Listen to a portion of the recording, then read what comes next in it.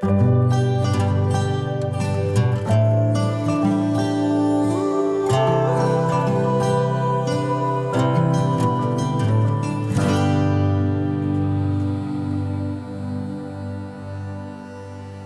there, and welcome back to the Project Revival podcast. I'm Emily. I'm Laura. And we are jumping into our new series that we brought up at the last episode, where we're diving into the topic of social media and really phone use as a whole, just kind of like digital safety. And this is a huge topic for us as parents. It was for us as youth leaders for years and years. And it's something that we just, even like in our friend groups, churches, everything, I think is just becoming something that is so important for families to be aware of. And I think even for adults, I mean, I can't tell you how many adults I know that are completely addicted to cell phones, social media, all the things. And then that unfortunately rubs off on the kids. And It's like the first generation where kids have never known anything different. And I don't know, obviously, like we have some kids who've grown up that way, but I'm 37 and I didn't have tablets and devices when I was little. No. So it's kind of, I'm parenting a kid who's never known anything different. My mom didn't have it at all until adulthood, and yet I was in between both. And it's unfortunately we've seen the decline too, which is what's so interesting is, like you said, it's these kids, it's their norm. Right.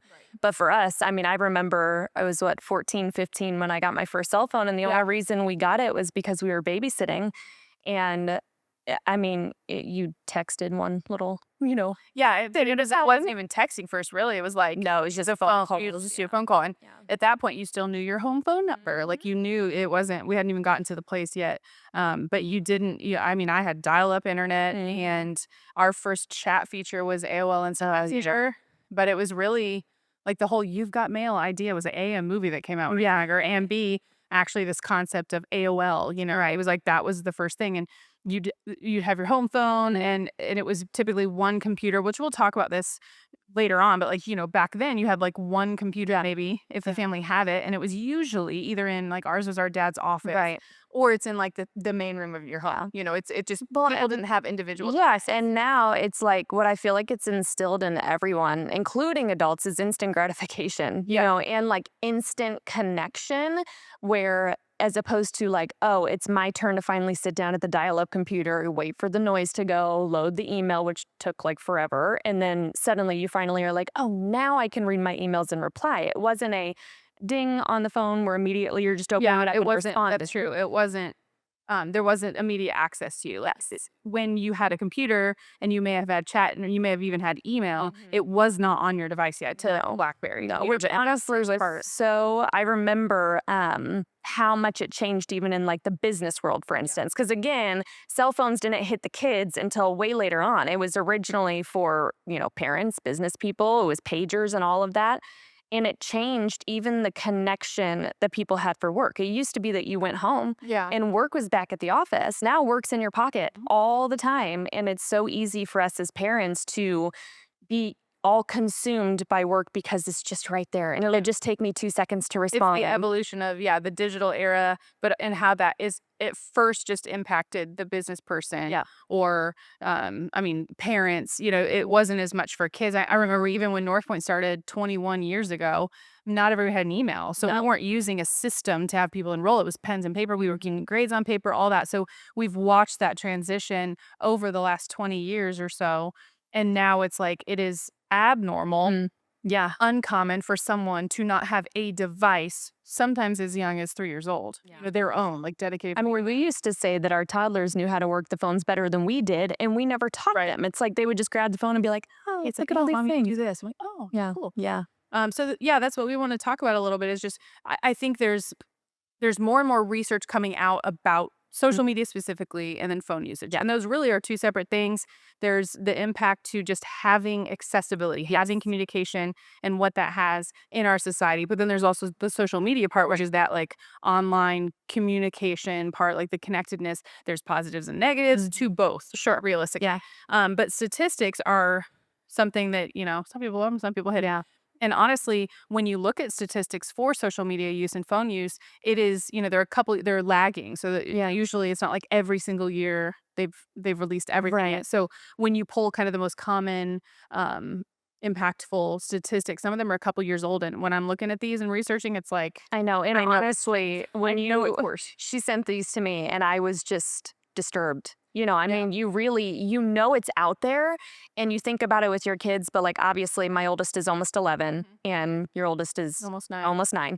So it's like we're not quite there, but we're also already starting to field questions in particular from our oldest. So you showed me these and I was just like, oh, like I knew it was bad, but this is so much worse than Yeah. I imagined. And it kind of broke my heart a little bit. So if you want to jump So, into yeah, that. and some of these are 2024 back to 2023, but, for 13 to 17-year-olds, which they consider to be teenagers for the United States, around 95% of US teens report using at least one social media platform, which can be any number of them. Most of them have more than one, but they're self-reporting to use at least one. Again, not everybody's going to self-report yes because some are hiding it. This is a self-report. In a 2024 survey, approximately 96% of teenagers said they go online daily. Yeah. Nearly half of the teenagers said their kind of quote was their online quote almost constantly. Hmm. And in 2023, that was 46%. So now it's nearly half of teens. So it's, close to 50%.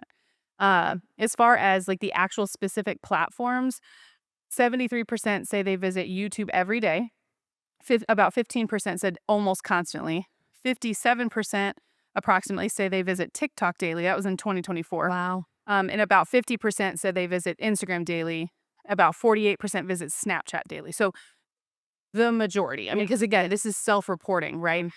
This is what got me. The average daily screen or device time. This is what kind of blew me away. Insane, yeah. And again, this is from 2021 to 2023. Wow. Okay, so like this is from the CDC. So this is obviously as we get the 2023 to 2025. I don't even want to know it, but For teenagers aged 12 to 17, about 50.4% reported 4 hours or more of daily screen time, not just social media. Among children 8 to 12 years old, the average entertainment screen time was about 5 hours and 33 minutes per day. And then older teenagers had average entertainment screen time about 8 hours and 39 minutes per day. I mean, that's a full-time job. Yeah, it's all day. And one of the statistics, and we'll get to that because I have to find exactly which one it was, but because there's all kinds you can pull from. But it was talking about the age for that kind of the preteen 12, like 8 to 12-year-olds. And it was hours, like 3 or 4 hours, but that was outside of school. Yeah, So I mean, most they're on screens at schools, yeah. so not all of them, but for the students who are on some kind of screen at school, sometimes it's hours at school. Yeah. So we're talking just outside of that. No wonder so many kids are getting glasses. Yeah. It's like we were talking about that literally both of my kids and your son. Yeah. All of a One sudden, person it's right like now. everybody is just showing I up do school in think, glasses. yeah, I mean, it's like my conspiracy theories, like down the line, how much are we going to see that those images and graphics that close? Because Yeah. obviously, I tell them to stop doing that if they're holding it close. Sure. I see it, but there are times that you're not noticing that, right? Yeah, absolutely. And but like one of the examples, daily screen use for children. This is AACAP. Daily screen use for children ages 8 to 18 on average was approximately 7.5 hours per day using screens in the United States to some extent, Wow. whether it's a personal screen or whatever the case is. Yeah. As far as getting a smartphone or device ownership, about 25% of children had a mobile phone by age 10.7. And then about 12.6 years old for the 75% had one. So by 12 years old, 75%, and that's Stanford medicine. Yeah. 75% had a phone by 12, the average of 12.6 years old. As far as children 8 and younger, 51% have their own mobile device from Common Sense Media. Again, a couple years old, and that can be a tablet or a cell phone. So, what this suggests to us when we're looking at this is not a topic that impacts some people. No, This is a topic that is wide. representing Yeah. absolutely everyone, and this is our kids, Mhm. right? So we already don't necessarily have statistics of what the impact is to adults. Now, we can see it. Oh, So if sure. we get next week into even more conversations about like what do we do as parents, Yeah. the problems are very obvious from the very beginning, right? So it talks about how these teens and devices are the teens using devices on online platforms. They're calling it almost constantly, Yeah. and then younger children are getting on devices earlier than in previous generations. And that shows that the exposure to screens and online platforms in general, whether you think they're good or bad, starts at a younger age. Well, and I think what we're seeing too is, like we've said, our generation was half phones, half not, right? All through high school, smartphones started to become a thing, and it was pretty normal, like mainly senior year, to be able to use. Yeah, because I was in college. Yeah, and so it's just insane. But now we're going into the generation of these parents have been literally had this their entire life as well. Yeah. And because, we're not that young. Um, so it's like all of a sudden this generation behind us are having kids, and it's just a natural extension of what they were raised with. And I'm very thankful actually that we've known life without and life with, because I truly can see the drastic changes that it's made. And it makes me want to protect our kids so much more. Well, you and I have talked about, like, there's things that I'm like, we never would have talked that way. And I don't mean like, oh, we were little angels. No. I'm just saying, I'm talking about kids and the way they kind of naturally develop these habits and the way they communicate, the way they speak, the way they speak about themselves, like things that I recognize you can hear from peers. Even our kids being in a hybrid school 3 days a week, it's not perfect. Kids can be mean. Kids are still kids. Yeah. It's all nothing new under the sun as far as bullying and stuff like that in person. Yeah. But, a huge point is that you used to go home when you were done. And, so our kids are not texting yet, but I can't tell you the number of like North Point at the beginning. I would always be so proud of students who just saw out others who were sitting by themselves. And that's still true. I still see a great group of kids who will kind of like take in a kid who's sitting by themselves. But before we kind of started encouraging students to put their phones away, you would see people where everyone's just sitting at the table and all 8 or 10 of them are on their phone. Well, how often do we see that going out to restaurants? But it's adults. Yeah, exactly. Yeah. I mean, I can't tell you, we walked into a restaurant. This had to have been 5-6 years ago, because the kids had their smaller devices, but the kids were sitting at the table, and they were probably 8 and 10, so old enough to be able to hold a conversation. And they were sitting at the table with headphones on, and then the parents were sitting across from them on their own phones. And I'm like, probably would have been cheaper to just stay home, because I know it's just take out dinner, but yeah, exactly. It broke my heart though, because it's like you're missing out on such an opportunity to engage with your kids and teach them how to communicate. And what I think is so interesting is, we live in this world where now kids are going into the workforce. They don't know how to communicate. They don't know how to say please and thank you. It's actually kind of crazy. And they don't know that kind of like customer service side of things, where it's just being polite because everything's all about them all the time. It's a mask. And, when we went through the literal masks, COVID in 2020, you had the physical mask to kind of block your face. And people talked about, speech therapists, people talked about the impact to people who are used to like reading nonverbal cues or reading lips and everything, and the impact that they saw in such a short amount of time. But you have a phone. We could have an entire podcast on just various industries and career paths that are impacted by people who are growing up using screens. We are seeing it with kids who can't write. They don't, their handwriting is atrocious. They've never like written out a math problem. They voice to text. They're voice to text. They had a solution for everything. So you start with that too. I remember reading an article where I don't remember if it was a medical school or something like that, was talking about how the students coming through their classes who want to be surgeons, they're seeing a decline in dexterity that they are attributing to people who weren't playing with Play-Doh, holding a pencil, coloring with crayons. They're literally coloring on an iPad with their finger. That's wild. So they can't do the same motions to be able to prepare to be a surgeon. Well, that's concerning.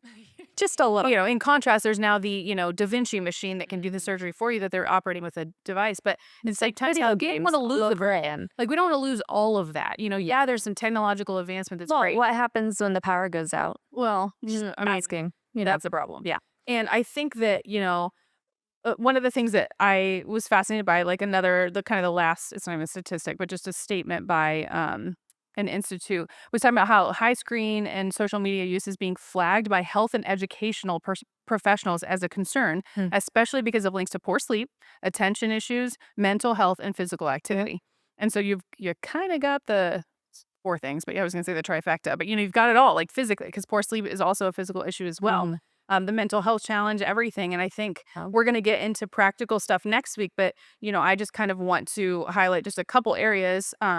for what we're talking about with screen time and social media use is the idea of like the mental health impact, the bullying. We're kind of touching on those and we'll dive in more next week. But what we're trying to highlight is like, yeah, it is very common. But one of the things that we'll say at North Point is like, just because something's common doesn't make it normal. Like, No. just because everybody's doing something doesn't mean everybody has to keep doing that thing. Right. I think it's time, and everything we talk about in this podcast is through the lens of biblical truth. Right. You know, God's intention versus our reality. Just because we've gotten to a place of this reality doesn't necessarily mean that's God's intention. No. I mean, and if anything, it's screaming, don't conform to the world over and over again. And, I look at how, and again, we're all guilty of this, including us, where it's easier to say yes than it is to say no. So it's like kids come in and they're like, can you just give me 10 more minutes of my screen time so I could finish this one thing on the game I was doing? Can you just give me, I'm just almost done with this episode. Can you And just is give it me there, 10 more as minutes? there's not 10 minutes of stuff you could be doing as a parent? Exactly. And so there's so no easy. I mean, No, no I mean, we've talked about that. Mom used to say, when the kids were little and we'd go out to different places, she'd be like, the phone is the new modern day babysitter. it's true. You see all these kids sitting on the couch at home watching a screen while their parents are running around cleaning the house or And doing it's like, things they didn't. I owed it. We joke about it when you watch the kind of videos about like, oh, life growing up when you were born in the 80s or even 90s. Yeah. And you'd go on a trip and you'd be in the car. It's like you got a Yep. book, you can color.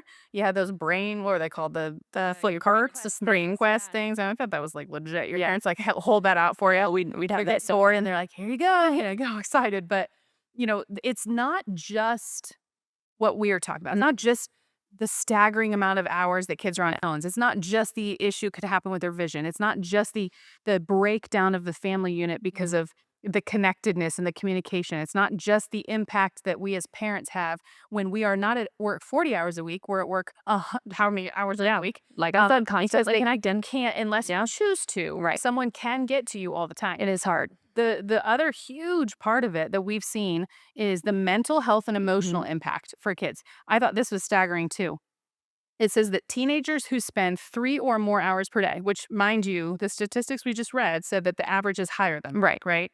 So teenagers who spend 3+ hours a day on social media are twice as likely to experience anxiety and depression. Symptoms of that. Constant scrolling trains the brain to seek external validation. Do people like me? Am I seen? Am I enough? The other part that's huge is the addictive design of social media. They talked about how the dopamine receptors in the brain that gambling activates, the same, like they literally, it's a multi-billion-dollar industry that has created this idea of scrolling, likes, and reaction, to, and not to mention the comparative idea of like you're spending 99% of your time looking at the 1% best that they have.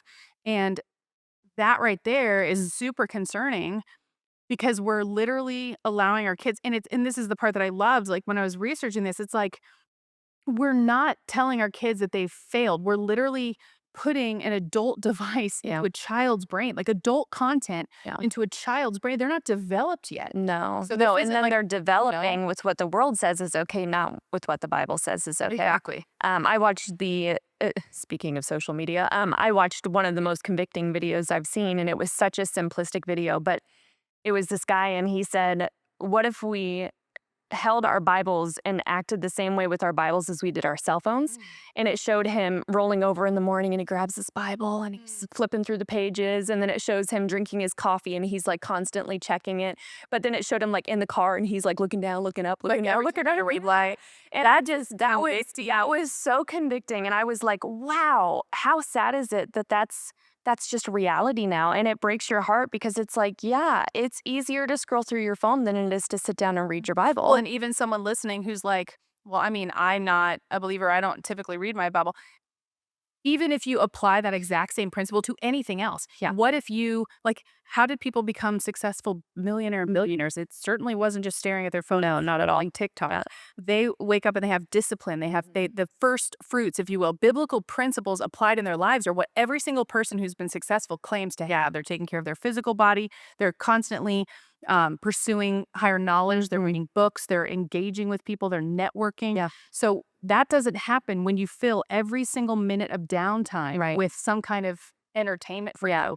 And the thing I mentioned about how the same dopamine pathways for gambling are it's the autoplay, the like counters, and the variable reward notifications that social media does. And I loved as I was saying, it's not that kids lack discipline, it's that these apps are engineered to beat their discipline. Right. When people get addicted to social media, it pays. Yeah. It pays these people. But you were mentioning that even like Steve Jobs and different people who created these social media Would platforms, not they don't let let their their kids kids do do it. it. Yeah. Well, and I was telling you even today when we were talking about this, I think, I mean, at least for the last couple of months, I have noticed a trend when I go to look at my phone. You know, it's always got like the top news articles on there. And almost every single day, you see the headline of influencer found dead at 23, influencer dies at 42, influencer dies at 19 years old the other day. And I'm sitting there going, wow, these are the people who Like, are you were supposed to have it successful, all you together. got a million You're followers, like beautiful. gotten to the place that everybody else thinks is like Mhm. the mountaintop. Yep. And that's where that is what is so disturbing about this and what we were discussing is that we are finding our self-worth not in this, but in our phones, Yeah. and on our social media and the likes, the dislikes, the, oh no, you know, people are cyberbullying me. I mean, I can't imagine being an influencer where maybe 95% of the comments are great, but those other 5%, those are the ones you remember. 100%. And so you're They might finding out every these, they're just I don't care what it is. It could be the cutest awful. video I've ever seen about a kid sitting in the car. And they're like, you might want to tighten those straps up. You know, Oh, it's ridiculous. you know, why does your kid have that coat's too thick? Yeah. Why is their hair not cut? Well, it's Glad like my kid is when our kid ran away and we goodness. posted a picture saying, hey, you know, can you keep an eye out for this kitten? We were like trashed on Facebook about how dare you let your kitten away. I'm like, hello, it's a cat. They But sometimes run. how many of those same people would have the communication maturity and style and walk right up to you and do it? Yeah. Now, in some ways, I think people are getting a lot more. Yeah, there's an entitlement issue, all that stuff. We could talk about that totally separately, but it's amazing to me. I've sat in many a meeting with a parent who has absolutely spouted off and attacked something, myself, a teacher, another student, whoever, like said terrible things in an email. And then I say, we're having a meeting. And then we sit across the meeting and that same parent sitting there like, we're serious head minute. Yeah. And that's fine. Like part of that. People hide behind their screens all day long. It's like, you know, the integrity part of it is like being the same person no matter what environment. And that means if you're not willing to say that behind a screen, what do you know, that's the dating world's online. There's so many things to it. Oh, so You know, much. And I could talk about this for probably 4 hours. 24 episodes, right? So the last thing that I want to talk about for this, just kind of setting the foundation, is really all this is setting the foundation before we dive into like what's a biblical response to this and what as parents can we practically do. It can just feel very overwhelming to say exactly what we're saying because everyone agrees. No one's listening going, well, I don't know. I think it's great. Like it's got some good stuff to it, but For the most part, it it's just can be negative. anxiety producing as a parent. Yeah. You're like, but what do you do? What do you do? Yeah. Like we're going to talk about that. But the other thing I want to say, other than mental health and emotional impact, is the predator risk and online exploitations. Like this is not, you know, you're spending too much time watching people with recipe videos, or you love watching, you know, them build little things, or like whatever little thing that you like to watch. No, no, no. This is where parents absolutely underestimate the danger. Yeah. I've seen this firsthand in a small program like Northwind compared to a massive public or private school, where we have had literally to the extent of students in the last 10 years who have been involved in international sex trafficking organizations on accident from private messages and Instagram. Like FBI showing up at their FBI house showing up, kind of family thing. moving to a different city.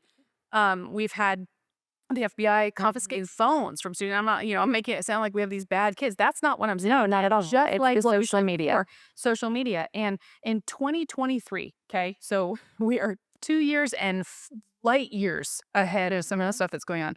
In 2023, 1 in 7 children reported being sexually solicited or approached online. 1 in 7 reported, okay? Yeah. But then it says over 60% of these interactions happen on social media or messaging apps, Instagram, Snapchat, TikTok. Now, there's more than that. Discord, Fortnite, things like that have come up. Predators rarely pretend to be adults anymore. They're now posing as teenagers. And they'll begin with flattery. I understand you. Man, am I the only one who has no friends? Mm-hmm. They connect with exactly how God designed us to be, to desire that connection of people who have And they're very good at what they do. 100%. Hence the name predator. terrifying. And so now a phrase has been coined called sextortion. So instead of being extorted, you're being sextorted. And what happens is there's kind of a blackmail idea, and it can happen several different ways, but the most common is developing some kind of rapport with a child where they think they're talking to another kid. Flattery gets you everywhere, man. Like encouraging them, affirming them, having them either slowly or pretty quickly send something that's inappropriate. Okay. So they might send a bad picture, or they have altered, because we have AI now, they've altered a bikini picture into you look like a naked body person, right? No, we're getting graphic. And that individual, the predator, will send back a message demanding more, or an escalation of that, from a picture to a video, or from a partially nude picture to a fully nude, whatever the case is, with threats for their family, their own safety, that they're no longer worth anything, that if I were you, I would kill myself. And this escalation happens so fast that there have been kids who have had the start of this assault and end in suicide within 12 to 24 hours. It's mind-boggling. And where does that typically happen? We'll talk about this next week. When they're isolated. Privacy of their rooms. So we're going to talk about that. But it says this what I just talked about is known as sextortion. And those cases have tripled since 2021. The number of cases that have been caught. There's many cases of students or kids who have committed suicide or never reported these things happening to them, and they live with that in isolation.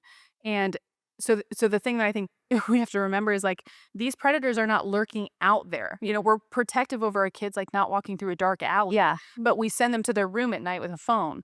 That's where they are. If they're in your child's phone already, in their direct messages at any hour, constantly. And the research, when you watch people who this is what they do for a living, they will pose as the FBI in different groups, and show how quickly their algorithm switches over to things that drive these kids to fall into a mental health trap. And it's terrible. One of our teachers said she had, has 2 boys and a daughter, and she goes, I would never have sent my boys to their room at night with a stack of pornography magazines. I know. And we do it all the time. It's no longer a still image of something inappropriate that is not God's best for you. It's now not even just people choosing to be involved in the multi-million-dollar pornography industry. Now it's people who have been trafficked. That is being funded by this multi-billion-dollar industry who wants to lower the age of first exposure to a place that they've got a lifelong customer. And it's our kids. And we're using it as a babysitter, and we're all guilty of it. 100%. But we, I think, need to come together to a place where we filter this back through biblical truth and reality and accountability and discernment, and create some actual, just tangible. We've got 6 points we're going to share next week. And so we really encourage you to tune into that, because they're not just our, like, oh, we're so smart, we came up with these. No, these are just practical tools that are takeaways that we feel like we've seen work, and then we've seen them not work when not implemented. So we're excited to dive into this. We're gonna talk about what can parents do next week, and then the following week we're gonna jump into discernment, the topic of discernment, because at the end of the day, like, we are going to have kids exposed to things online, period, like good or bad. And we have to teach them a healthy balance, because they are going to grow up at this, and we don't want the first interaction with social media, even in a positive way, to be when they're 19 outside the house and they've never learned it. So, I mean, we're passionate about this, excited to continue diving in. And if there's any specific things that a parent has a question about, please send those comments in. Comment on any reels or on YouTube. Send us a message. We're all open to that, and taking some of the notes from things that we've heard from people. To be honest, Absolutely. So, all right, we're excited to get going with this, and thanks for tuning in to the Project Revival podcast.